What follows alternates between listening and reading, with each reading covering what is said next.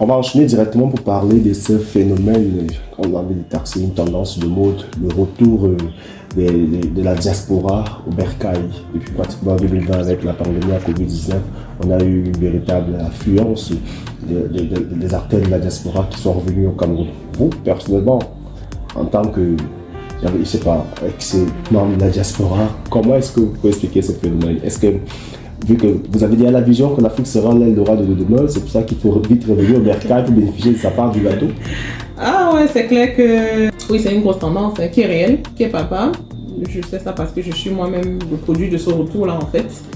Oui, on remarque beaucoup de retours, les gens rentrent en famille en Afrique et ça pousse à se poser des questions clairement. Bon, pour ma part, personnellement, je suis revenue au Cameroun effectivement avec 5 enfants. Et mon mari et moi, cette décision a été motivée déjà par... C'était le besoin de former des enfants. Qu'est-ce que j'entends par former les enfants? Le besoin de faire découvrir l'Afrique aux enfants. Ouais.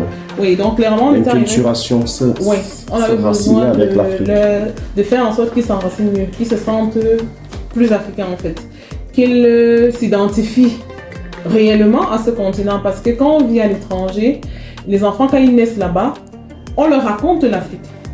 On leur raconte comme on peut. On leur raconte avec nos mots. On leur raconte avec nos vécus. Et parfois, il y a des choses qu'on ne dit pas. Il y a ce que les parents, on n'est pas toujours honnête dans ce qu'on raconte aux enfants d'Afrique. Parce que malheureusement, quand on est là-bas, on a le sentiment de... Parce qu'on est entouré des gens qui nous critiquent beaucoup, à un moment donné, on a le sentiment aussi de rejeter l'Afrique. Et même dans l'éducation de nos enfants... Et là, vous vous identifiez à ce que les gens vous disent de vous, à l'Afrique. À l'Afrique, on a tendance justement aussi désormais à aller présenter que ce qui est beau à nos enfants. Ok, parce qu'on est dans un quotidien où on bagarre à prouver que non, ce n'est pas aussi comme vous pensez, ce n'est pas aussi sale que ça, ce n'est pas aussi sous-développé que ça, ce n'est pas aussi ceci. On a tendance à vouloir montrer le bon côté. Et si on ne fait pas attention, les enfants qu'on éduque là-bas passent à côté de la vraie Afrique. Ok, c'est pas pour dire qu'en Afrique, il n'y a que la pauvreté. Il y a beaucoup de bonnes choses.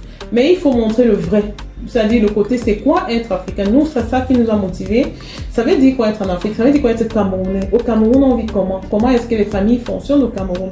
Quelles sont les attentes qu'on a des enfants au Cameroun? Comment est-ce que les enfants se comportent vis-à-vis des parents? Ok? Là, comme ça a permis, pour nous, en étant ici des enfants, ça nous a permis de voir les conditions dans lesquelles nous, on a grandi. Nous, les parents, ils ont vu les maisons, ils voient les maisons dans lesquelles nous, on a grandi.